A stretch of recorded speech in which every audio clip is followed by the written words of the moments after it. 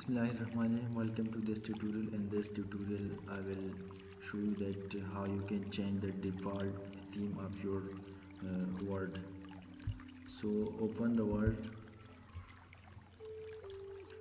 and open this blank one. Here you see the theme that at this side looks like a blue color and this is a white, and if you open this, then how the colors are looking like this look simple, just a white color. And if you want to change this color, we have some options through which we can change the color. So let's go open on the file and goes to the account, and from here you can change the color. So it is by default a white color and a gray color. Of course you can compare this color and this,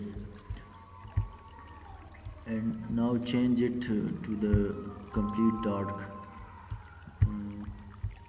Cancel this and go to the account and make it dark gray. Now you see the effects. It is now dark. Previously it was light gray and now it is dark deep color.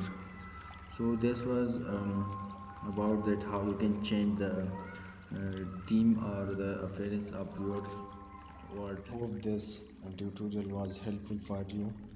If you like this tutorial, so please subscribe this channel and share this tutorial with your friend. Thank you.